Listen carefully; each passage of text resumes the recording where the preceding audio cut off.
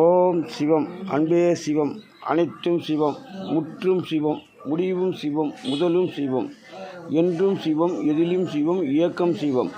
அன்பே சிவம். அனைத்தும் சிவம். கவர்மெண்ட் என்பது கடவுள் அல்ல, சாதாரண மனிதர்களே. இவர்களுக்கு என்று தனி சட்டம் இவர்களே வகுத்து கொண்டார்கள். ஆனால் உயிரின் மதிப்பு தெரியவில்லை.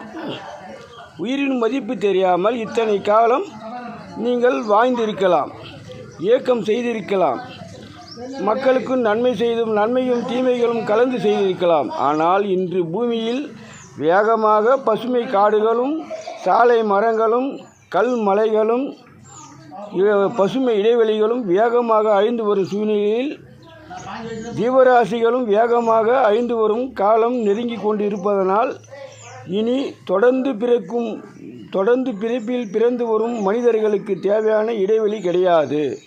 ஆகையால் இறைவன் கூறும் பதில் சற்று சந்தித்து செயல்படுங்கள். உங்கள் கவர்மெண்ட் சட்டம் என்ன சொல்கிறது? ஒரு நாளைக்கு 7 மணி நேரம் வேலை. அந்த 7 மணியில் 1 மணி நேரம் அவருக்கு உணவு போய்விட்டால் மீதி 6 மணி நேரம் அவருடைய உழைப்பு. ஆக அதே நிலையில் உழைப்பாளிகளுக்கும் ஒரு நாளைக்கு 7 மணி நேரம் மட்டும் வேலை தர வேண்டும். அது எந்த வேலை இருந்தாலும் சரி, பயிர் வேலை இருந்தாலும் சரி, வேலை கம்பெனி வேலை இருந்தாலும் சரி, எந்த வேலை இருந்தாலும் ஒரு நாளைக்கு 7 மணி நேரம் தான் வேலை அவர்கள் தர வேண்டும். அப்போதுதான் அவர்கள் மது குடிப்பதில் சற்று குறைத்து குடிப்பார்கள். அவர்கள் குடும்பம் அன்பாக வாழும்.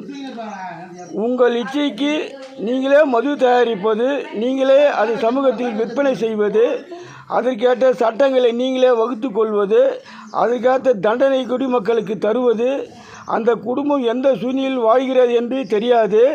உங்களுக்கு தேவை வரி பணம். இதெல்லாம் இறைவன் இதுவரை பொறுத்து வந்தார். இனி பொறுக்க இயலாது. காரணம், பூமி நிலை அந்த நிலையில் உள்ளது. ஆகையால் சற்று யோசித்து சட்டத்தை மாற்றி அமைத்து மக்களுக்கு நல்வழி செய்யுங்கள். பூமியில் பசுமை காடுகள் இனி ஒரு காலம் ஒரு மரம் கூட அழியக்கூடாது. ஆகையால் அதை காத்து வரவும்.